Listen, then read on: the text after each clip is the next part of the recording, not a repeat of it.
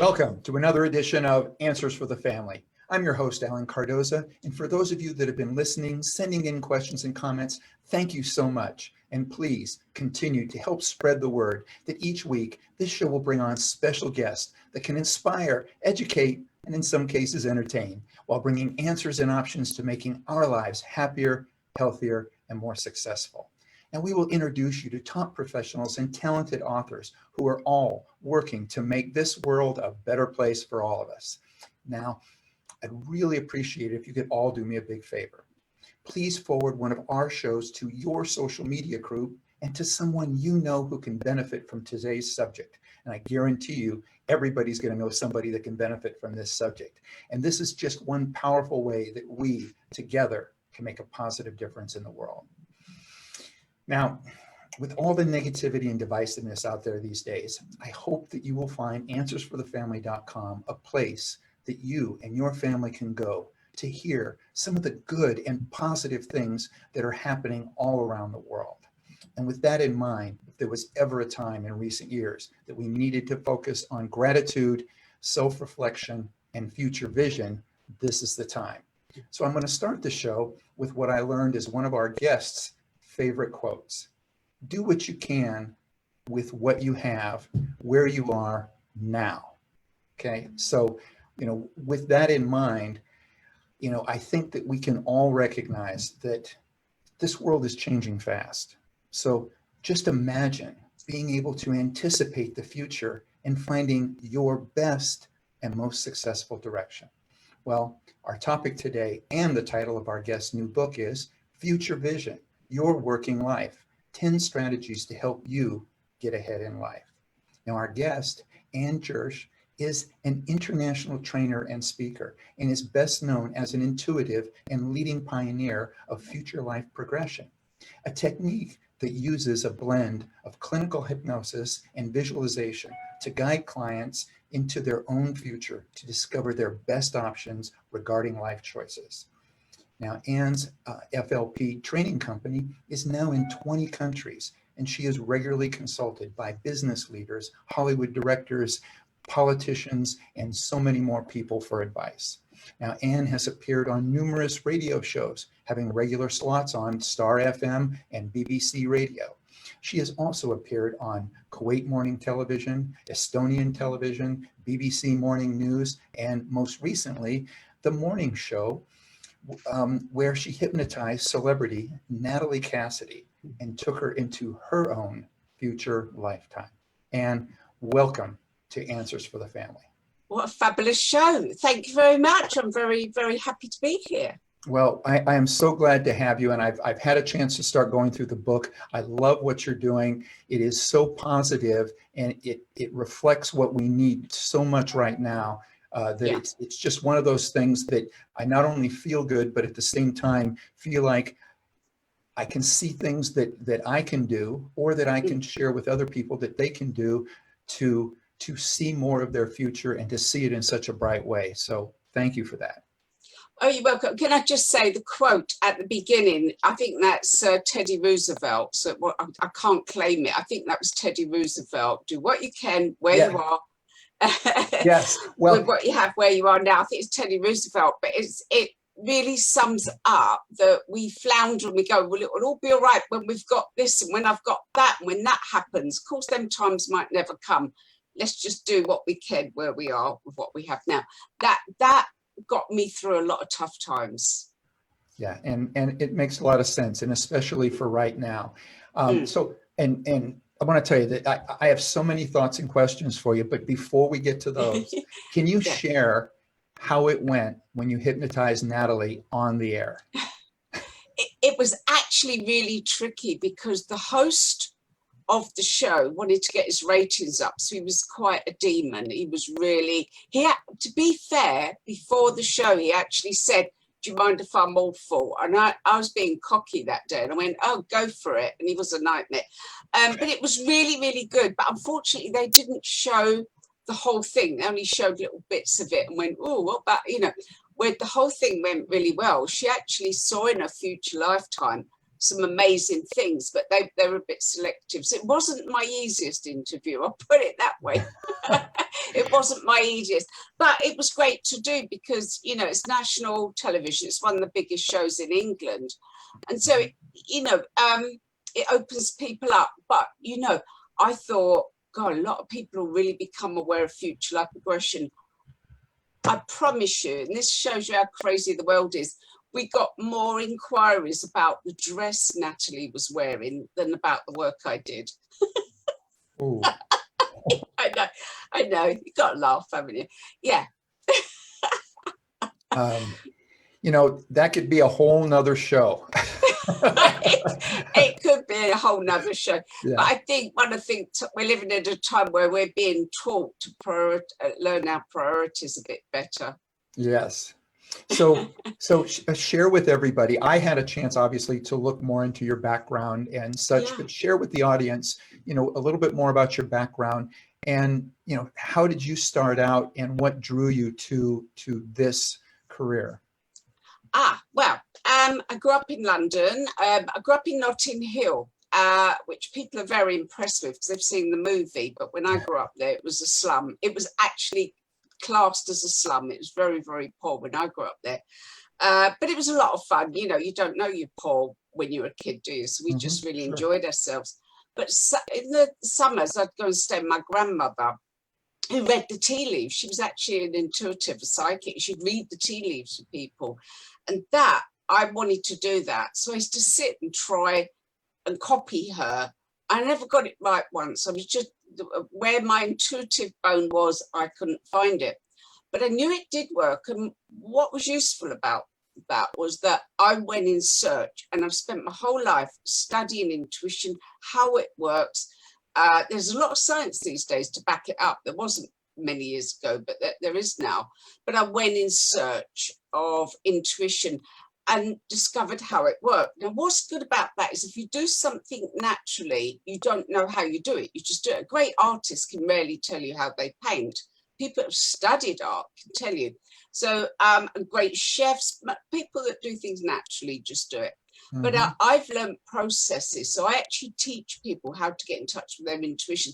I do think it's a natural part of us, but it's almost like we've got to learn what's natural because we've been brought up unnaturally, not to use our intuition. In most homes, when in schools, we're not taught to use it. So I spent my life looking into intuition, and I was always fascinated by past lives. So you go back, you couldn't find training anywhere. You know, we didn't have the internet years ago, and there was no spiritual books in the bookstore. Forget it. You know, there was one store in London, Watkins, which strangely, full circle, are now my publishers. How weird is that? Because we used to save up our money and jump on the train, and it was like Aladdin's cave, all these esoteric books. It's a phenomenal place back then. We were so excited to go. We didn't have a lot of money, but when we did have, we used to go up there. And we couldn't, I couldn't find a regressionist. I really wanted to know my past lives. And then the great, great woman, Denise Lynn, come over from America. She came over and did 800 people in a room at this big festival in London. This was many decades ago. 800 people in a room. We all went back to our past lives. It was mind-blowing. We didn't stop talking about it for weeks. It's mind-blowing.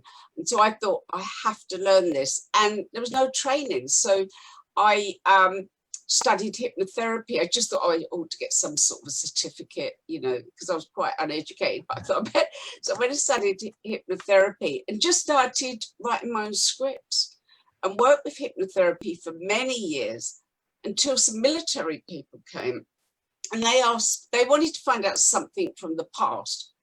And so we did a session to look at the past, only we didn't go back. We all jumped forward and we saw the attack on the Twin Towers. This was 3 weeks before it happened. And we were absolutely shell-shocked. We were pretty upset because we didn't know enough to stop it or change anything. So Mark Twain said, what's the point of seeing a bird fall? You know, what's the point if you can't do anything about it? And So I started to think after a while, wonder if we can do this at will. So me and the military guys used to have sessions, and we kept predicting the future all the time, not the odd fluke. And then we started working with individuals, with people. And there were several things that excited me. We'd take them to 5 years. Often they would call me up months later and say, it's happening now. It's as if we were bringing the best of the future into our current consciousness. And that excited me, because we often take a long time to get to where we want to be. We often struggle we go down the wrong roads. And to be able to fast track the best of the future, that excited me. It really did. You can really, really make a difference in people's lives. So with that said, 5 years from now, how many millions of people will have bought your book? Well, not as many as I want, but I'm pushing that. I'm working on that, Alan. I'm working on that, but probably not as many as I want. But, you know, my last books were out in, I think, 13 languages, so they did pretty well. But yeah, we need a few more. Yes. So, you know, as you're finding this ability, did your ability to use, you know, the future life progression, or just your own intuition, how did that influence some of your choices, maybe, you know, why you decided to write the book or when to write the book? Because whenever you decided to write the book, we all know it takes a long time, but it's now coming out at a time in which I think we need it more than ever.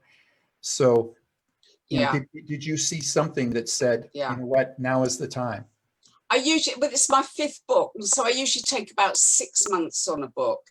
This one, I spent 3 years researching and 2 years writing.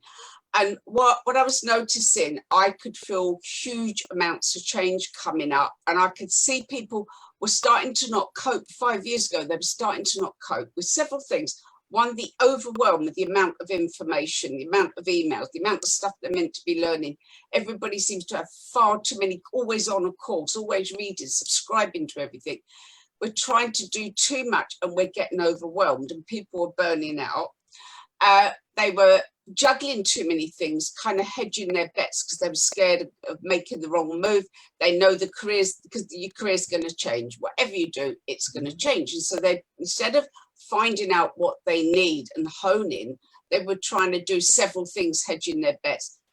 I could really see the strains. I could see the structure of companies changing. So I started talking to people who always seemed to have the edge. And they were different. The way they thought were different. Steve Jobs and Elon Musk, they didn't make their decisions from their current time. They went off into the future and looked backwards. You know, in industry, they say to you, talk to your customers, find out what they want. That used to work. It doesn't work anymore. Nobody knew you wanted an iPhone back then. No, nobody knew phone apps because they didn't exist. Customers wouldn't have said, oh, I want a phone where I can watch a movie and book a flight. They wouldn't have said that. So we have to go into the future and find what we need there. It's like working backwards. We need to work backwards. So I started to realize we needed different strategies. People are actually lonely. They know they're on their Facebook page. They know thousands of people, but they're lonely because we need our tribe. You know, when you was a kid and you had your mates, you had your friends, you've got that kinship. Today you can know thousands of people, but not have that thing where you both laugh at the same silly thing and nobody else gets it. We need that vibe. So there's a whole bunch of stuff we need today. And I just wanted to find out what we needed in order to thrive in the future. Really, really know that you can't, in what we've done up to now is based our ideas of the future on what's gone before. That doesn't work anymore, does it? It doesn't work. Well, your point is very well taken, and especially right now in this COVID era, you know, at least here in the States, suicide is up, drug abuse is up, alcohol abuse is up. You know, all of these things are on the rise. And when you brought up the thing about loneliness, you know, they're getting on the internet, and it's like, great, you know, they'll look, I've got 5,000 friends or whatever, and you know, you really don't. You know, you have 5,000 people that you can communicate with, Yeah. through social media, but that isn't necessarily a friend and the person No. that you're going to rely on, or really talk about things that are intimate or that are vulnerable. Mm, mm, So, at this time, and as this pace increases, because as we know, our pace is increasing, the constant amount of information is increasing. What are some of the recommendations that you would give that people can do on how they can handle the increase in pace and the information overload? I just want to pick up on your point about addiction, because I wrote in my fourth book that addiction is the new big illness. It's the new plague, addiction. And it can be addicted to being busy. It can be addicted to drugs or drink or gambling or just being online. I think addiction is a massive, massive problem today. So what do we do about it? Well, I've got put in there a number of strategies, but I think mindfulness, stop it, we're all going to regret not having slowed down, just sitting under a tree, just stopping. But what I want people to do is go into the future, find the best of the future and narrow it down. Absolutely. What we do is narrow down your future. Now, years ago on New Year's Eve, I'd write a long list of ideas and things I want to do for the following year, all my resolutions. Now it's more what I'm not going to do. So it's almost, we need to cut back. We need to learn to say no.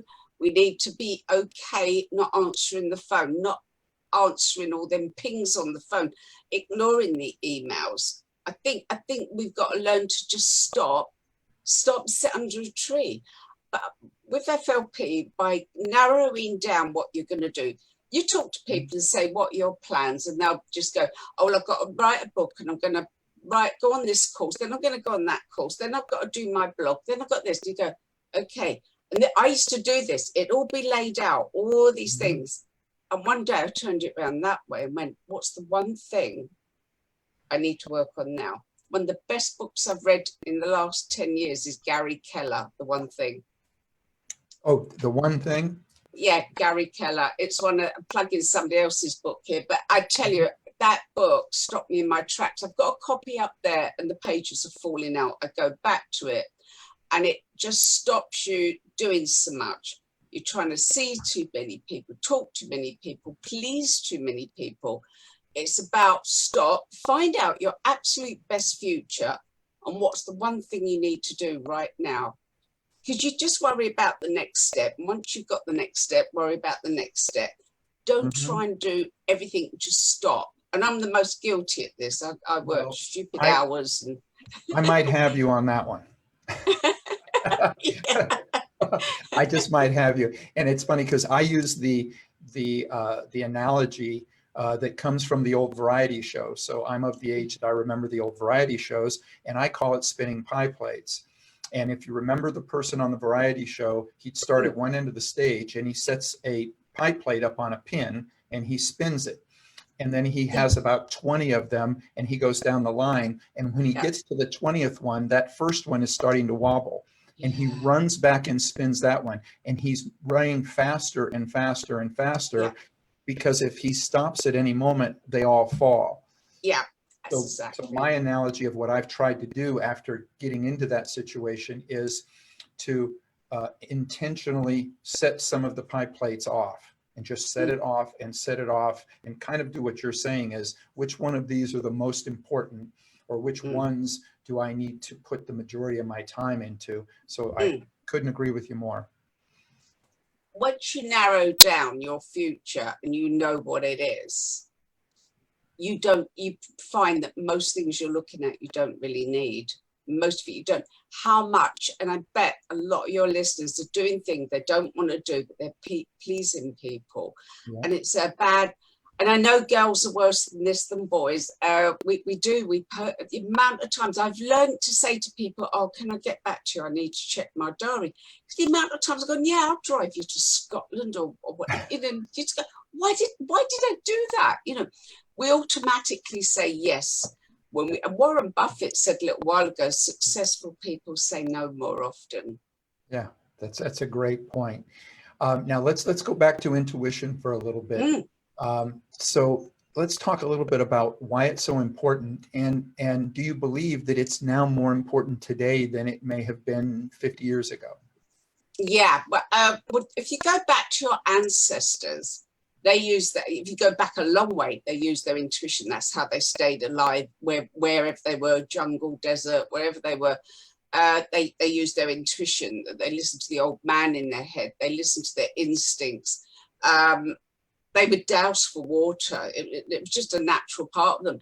Then we came into that time when logic was the important thing. You use your brain. And if you're looking at the three brains, we went from gut, survival, to head. Everything's logical. I think now we need a combination of left and right brain. The right brain with the intuition, but I think we need a certain amount of logic. Some of the recent research has found that really successful people tend to use their intuition more. That has been huge amount of studies have proven that successful people use their intuition more. People that are struggling and don't get beyond a certain point are wading through reams and reams of paper and figures and trying to work stuff out logically. But the more recent studies have shown that by having a sort of outline and scanning a quick read of things and seeing what jumps out of you, having some information, then using your intuition works well. So it's kind of like you've got to make a decision on houses. Well, you need to have a quick look over the houses, but which ones? You have a quick look and go, well, that one's no good because it's only got 2 bedrooms. That one's too far away. I'm never going to get to work. And you look at all the houses and then you stop and which one jumps out, which one is my intuition shouting at me to walk through the door. So it's kind of a combination of both. So I actually think the old way and the new way is combining how we used to be. Less logic, but certain amount of logic, definitely using the intuition more. So do you think that because of the information that's out there, we're using our intuition less? So for instance, as a detective, I mean, there's a wealth of information now on the internet. I mean, you can find out just about anything. And is it almost like we're getting lazy, or we're allowing that muscle, that intuition muscle, to atrophy by not using it as much as we used to? I think we're using it less, but I come back to overwhelm, by being so overwhelmed by information, by having so much going on in our head, so much noise around us. How's our intuition going to get through? How's it going to? We don't stop and sit under the tree or stop and listen. I've met many detectives, people in the armed forces, people in the police force. I've never met one yet that hasn't got a story where they've used their intuition, where they've said, I knew it was that person, or I knew something was around that corner, or I knew danger was up ahead. They seem to use their instinct and their intuition more. And I think it's because it's not so much laziness. I just think we don't need it so much. It's like our ancestors needed us, they'd have starved. Where we know we're going to get food out the supermarket, probably not going to starve. It's very unlikely. But now, when things go wrong in our lives, our intuition starts to kick in. So you talk to people when they're having a really tough time or something's dangerous, it kicks in. It starts to kick in. All right. We are talking with Anne Jirsch. We are talking about her book, Future Vision, Your Working Life, 10 Strategies to Help You Get Ahead in Life. Now, we're going to take a break, but when we get back, and I'd like to talk a little bit about our inner creative genius. So for everybody out there, stay with us. We'll be right back. You're listening to Answers for the Family. Founded over 30 years ago to meet the needs of families in crisis, West Shield has continually focused on resolving issues that negatively impact families and businesses. Our signature therapeutic transportation service helps to ensure that adolescents in crisis are safely transported to specialized schools, programs, and treatment centers with unsurpassed experience and success. We are supported by our full-service licensed investigation agency that has legally, professionally, and compassionately located hundreds of runaways and teens. We are experienced and qualified to help, offering solutions which may include referrals to our international network of top professionals in the fields of educational consulting, psychology, psychiatry, and investigations. Simply put, West Shield Adolescent Services and West Shield Investigations are the best solutions when your family is facing a personal crisis. Call 1-800-899-8585, 24 hours a day, 7 days a week. That's 1-800-899-8585, or visit our website at westshield.com. Thank you. And we're back. You're listening to Answers for the Family. With me is Anne Jirsch, and we are talking about your future and what you can do to create and help bring you the very best future that you can possibly ask for. So let's talk a little bit about the inner creative genius. Now, is this something that we all have? And if so, how do we activate it? Good question. Well, this started off with a study by NASA. NASA wanted to find the creative geniuses within their rocket scientists and engineers. And they brought in some scientists who devised a study. And indeed, they identified the geniuses in the workforce. It was a very simple study. So the scientists decided to roll it out to the public. They started with small children. Wow, they found that small children, 97% of them were creative geniuses. Well, look at children, they just free flow, they just let their minds flow.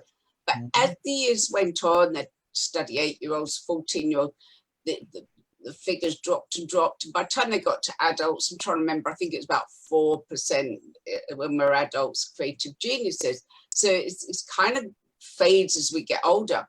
But the good news is they found they could see. Go on, so No. Let me ask a question, because you said it fades as we get older.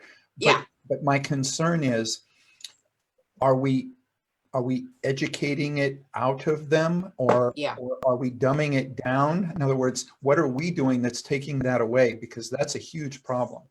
Yes, it is a huge problem. The good news is you can get it back. What they found, there's been a number of studies, and I consulted a number of experts. That's why it took me so long to write the book, because I just kept talking to these amazing people.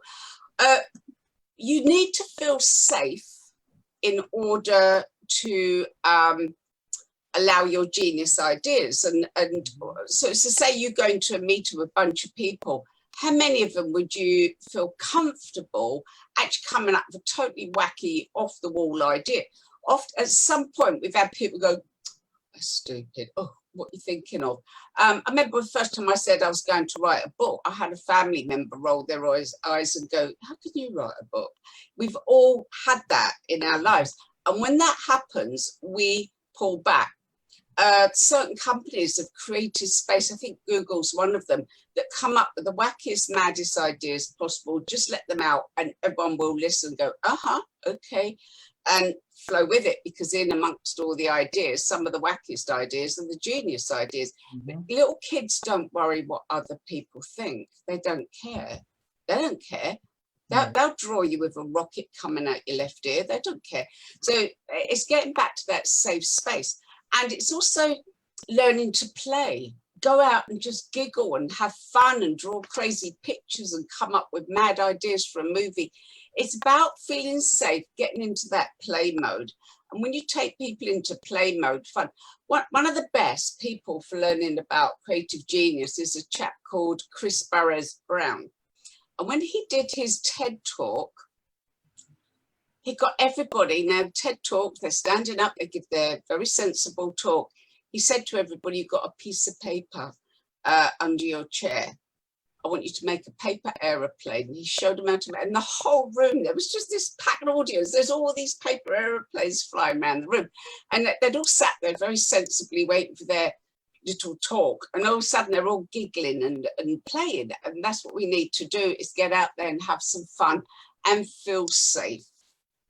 So you often find the creative geniuses don't worry what other people think. But I think when we kind of let it flow, and I think part of that is coming back to your tribe, Alan, because when you're around the right people, you feel comfortable with your ideas. So when you're putting on your show, you've got a bunch of people there, and you probably feel very comfortable going, "Look, this isn't what we normally do, but let's give this a go." And they'll go, "Yeah, let's do it," and you'll feel safe to do that. Whereas if you're in some stern environment, they're going to go, "What?" We start to shut down. So it's feeling safe and letting it flow. But I do actually have a recording where I get people to go into the future and find their most genius idea. I put it in as an exercise in the book. Go into the future. Do you know, Alan, just think if everyone's got something genius in them, which I'm sure they have, and most people die with their music inside them, don't they? Most people don't write the book or paint the picture. Supposing we just do it and let that out. So I take people into the future to find that genius idea. How did you make it happen? What does it look like? It's such fun. I've done it with artists. I've done it with musicians. I've done it with inventors. Go forward, find that genius idea and let it flow. Oh, it's just so cool when people just light up.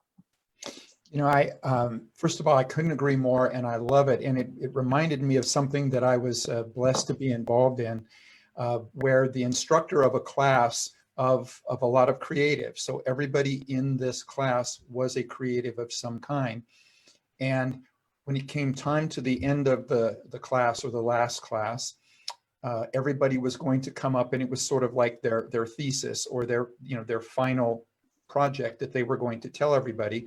But what we didn't tell them was the instructor had me introduce each person as they would come up, only I introduced them as if it was the Academy Awards or the Grammys or the Oscars or the Golden Globes or whatever. So whatever their situation was or whatever their art was, I introduced them as you would when they would win that award. And I would say their name and the winner of, and go into this whole thing. And we set it up to where the lights shifted at that time before they came up. And when they then did their final, the final chapter of their class or the final project, I saw there was so much more energy. They were on such a higher level. So the instructor of the class just did a great job of setting it up and chose me to actually do the introduction. But it was a wonderful thing. And I thought if they could do that in the classrooms, every public school, when you ask Johnny or Billy or Kathy or whomever to come up and to read that speech or to read that report, and introduce them as something that they see themselves doing in the future, you go from that fear point, because I can remember as a child going up and having to speak, and which made it even worse was the fact that I stuttered. So when the teacher said to come up and you're going to do this speech, I was so scared that it just got worse. But yet, had it been introduced as whatever it was that I was thinking at 8 years old that I thought I was going to be, and I was introduced as that person in my future, I think it would have changed everything. I love that. Well, one of the exercises we do, we get people to talk as if they've already got their future. So Yes. And I love that what you've done there, because it gives people that little bit of a feeling, because when you feel it, you can make it happen. It starts to make it real. To give them that feeling, there's something in them that will say, I can do that. I like that feeling. I love that. Imagine doing that every kid at school. Yeah. Yes. So, we're talking about these skills and we're talking about future, but what skills do you think people will need in the future? Because again, our skills have needed to change over the years. And because you've been able to now look in the future. So my question, what skills will people need in the future? And how will that differ from the skills of today or the recent past? It's a very interesting question, because AI is taking over. It's already happening. Artificial intelligence is already doing a lot of jobs, and people don't realize. When I say to them, when you talk to your doctor, he's reading off a screen. He's kind of asking questions that will go through to another. AI is already giving you your consultation. When you phone your bank, you're talking to a robot. Now that robot, let me tell you about that robot that answers the phone. Can you compete with this? That robot can take in 30,000 words in 15 minutes, process the information and answer questions. We can't do that. That robot can talk to somebody in India, in Toronto, in France, in Paris, anywhere. So we can't compete with that. A human actually is better, but you can't compete with the amount of information they can process. So Robots are taking over a huge amount of jobs, far more than we realise. We won't have delivery drivers in 20 years' time. There's certain jobs that are just going to go. But this is the funny part. AI is rubbish at creativity, absolutely rubbish. Look up AI and inspirational quotes, and there's a number of a website that have AI generated inspirational. You will cry laughing. They are so bad. They'll have a beautiful picture like the one you've got behind you, beautiful picture. Then it will say, you live, you die. That's it. It will just, yes, they can't create, they cannot be creative. The other thing is, you know, COVID has really brought this home, but we know it. Human interaction, being cut off from, we want a human. We want to talk to a human. We need that human contact. And one thing I thank COVID for is it's really taught us how important people are in our lives. So that we need people to talk to, not everything. So the way I want to look at it is that the AI can take over the mundane stuff, and it frees us to do the stuff where we connect with people, connect with our tribe, use our creative genius. We definitely are going to need to use our creativity, our intuition, and our human skills. That's the skills we're going to need in the future. Well, and you're mentioning, you know, obviously with COVID and with the things that we're doing, one of the things that has caused is we have a lot more people working from home. So, and it's a new experience for most of them. So as we do that more and more, and I think a lot of it's going to stick. In other words, even after COVID, people are going to realize that this is a good thing. What are some tips that you would give people that are new to this? It's funny because to me, COVID's just the start of much change, and we need to adapt and go with it. But that, you know, it's like there's a lot of people live on their own, and their only human contact was going to the shop and going to work. And people don't have the social life they used to have. You know, in my day, we'd always get together with our friends. People are becoming more remote, and a lot of younger people, they're just online. They're not meeting people. So I think working from home can be great. It certainly takes the stress out of all that commuting. It saves that time. It's less polluting of the world. But we still need to get together with people. I come back to finding your tribe. And your tribe will be connected to things you love, things you're passionate about. I think we need to find our tribe. We will need it. I think working from home is great, but we need to connect with people. Working from home's fine, but people go a little bit stir crazy when they have no human contact. So I think the human contact, but not everybody. We need to start breaking down into groups, I feel, our tribes. Yes, and again, I completely agree. Now, knowing what you know now, what would you personally have done differently, or what would you have done sooner? I would have definitely narrowed down and not got sidetracked so much. I definitely would have not been as busy. I would have honed far more. I've definitely juggled far.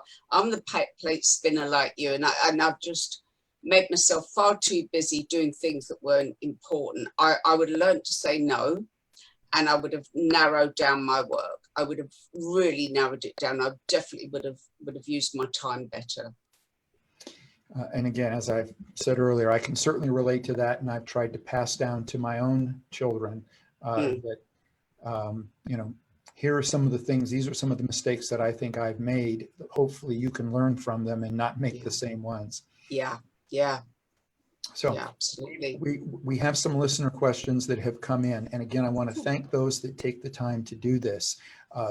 We have lots of teachers, and even though they may not be working in the schools, I think a lot of them are still working online. They're, you know, they're not able to, this show is still in the middle of the day. So we get a lot of them that will say, look, I subscribe through iTunes or whatever, YouTube or something, and they'll say, you know, can I send you in this question? I can't listen live, but I'll be able to listen later. So I love the fact that we always get some and they take the time to do this. So This one reads, my husband and I are struggling on many levels, and I just purchased your book because what you speak about feels like what we need. Since the virus hit, we have been working for our employers from home. Both of us are worried about rumored layoffs, and everything in the news is continuing the fear about the COVID-19, the next wave, the continued restrictions, and of course, this disgusting political battle for the election. I know that I am only one of many millions who are worried about our future. What is your take on the fear? Can we get past it? And if so, how? And this is from Lucy in Illinois. Lucy, you know, I really relate to what you're saying, and I very rarely get, because my timeline on Facebook's full of people arguing about politics and virus and whether you should wear a mask or not. They just row all the time. They drive me mad. But I did actually post something up the other day, because on the 6th of August, apparently we had our first day where there was no deaths attributed to COVID. Not one newspaper or media outlet bothered to mention that. Not one. That should have been a big headline. Wow, after 1,000 deaths a day, look, there's none today. Look how much. No, none of them bothered to mention that. Absolutely infuriated me.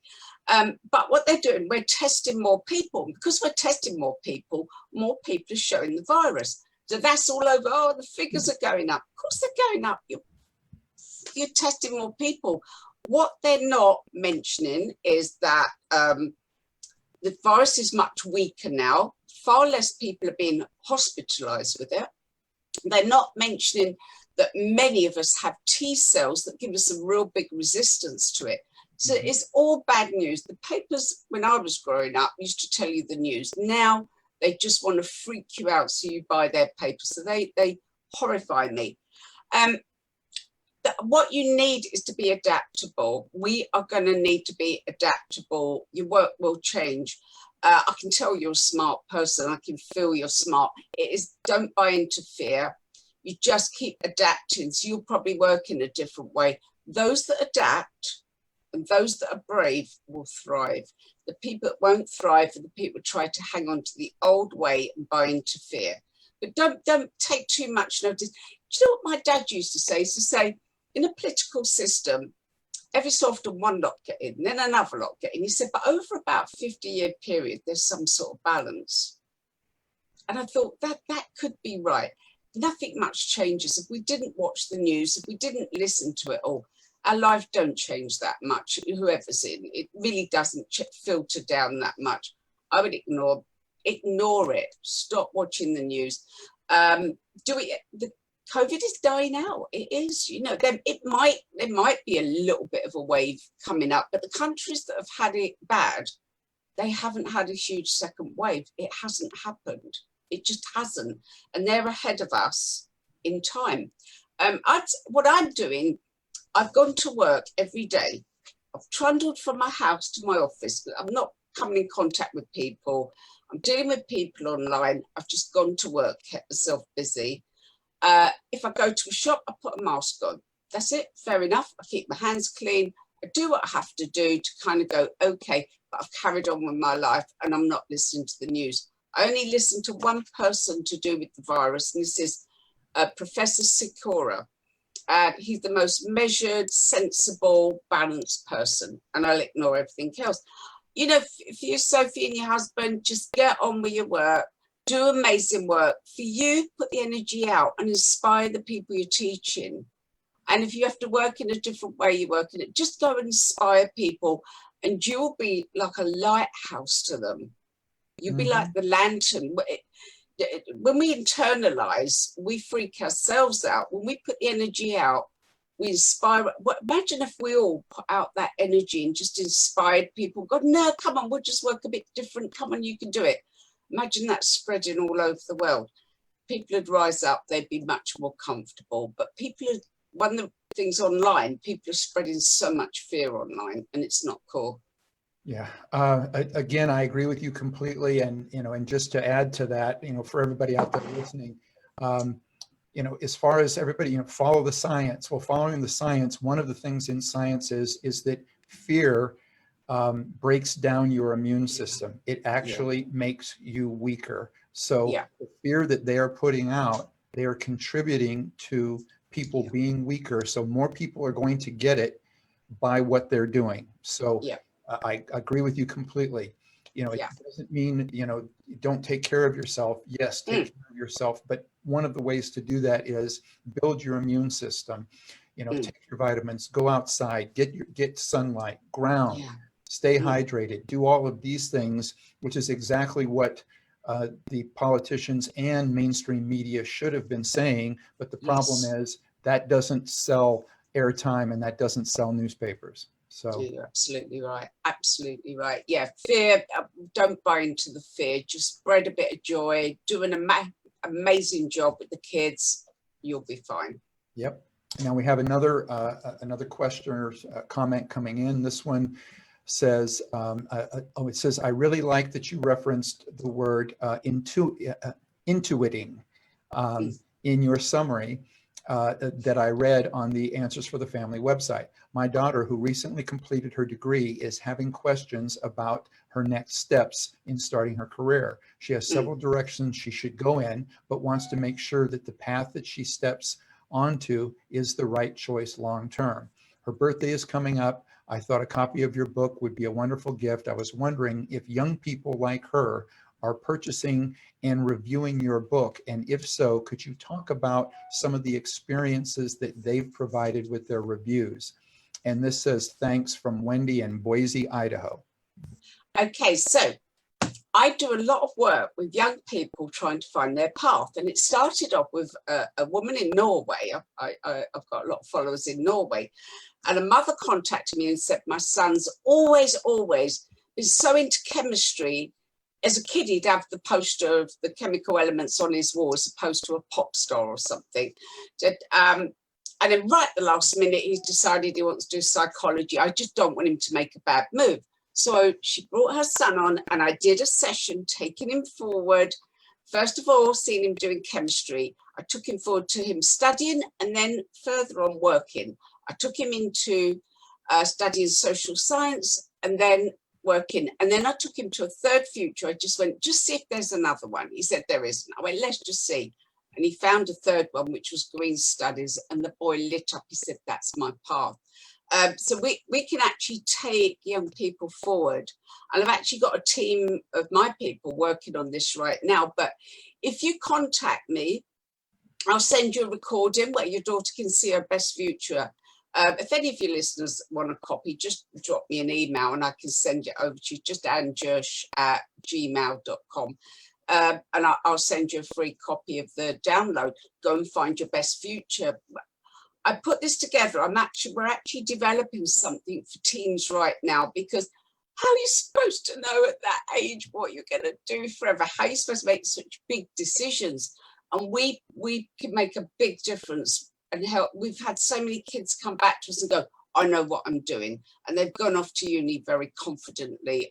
It's a very important part of our work. We've also done some work in the townships in South Africa. It's going to be an important part. I've got 2 high-level teachers that I'm working with. One of them works with kids that have had problems.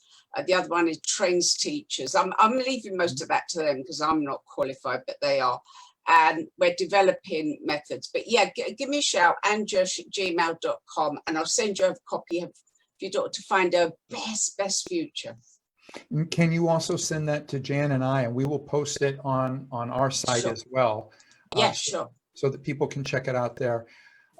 Again, for everybody out there, this is, I highly recommend that you get the book. There's nothing really that you can do better than to be able to help set up yourself or your children, your grandchildren, or whatever, for the best possible future that they can find. So, Anne, thank you so much for coming on. I really appreciate it.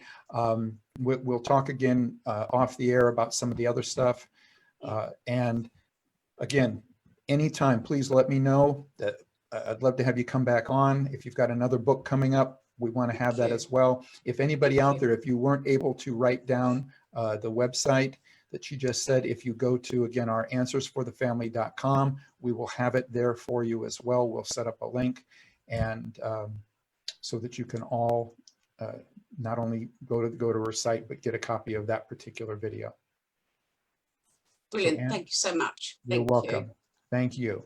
Now, for everybody out there, in a time when many people's lives are upside down with everything that's going on, comes a story of an artist who loses her ability to practice her art, and how she discovers herself in an uplifting climb out of a world she believes to be the only world possible, and into a world far better than she had ever anticipated. So be sure to put us on your calendar and tune in next Monday as author Susan Priver describes her book, Dancer Interrupted.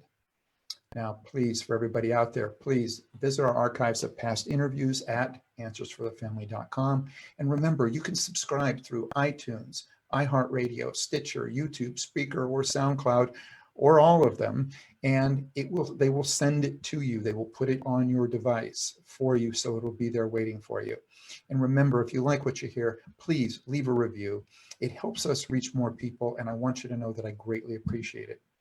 And remember, the next time you're on Facebook or Twitter, please remember, stop by our page, check out some of our latest posts, and if you like them, please like us and continue to spread the word. We are focusing on putting out the word of good, positive, great, and wonderful things that are going on in the world, and this is exactly what we need. So it isn't about us, but it is about us being able to shine a light on those people that are doing wonderful things out there. So for everybody out there, just remember, be good human beings, and be with us again next week on Answers for the Family.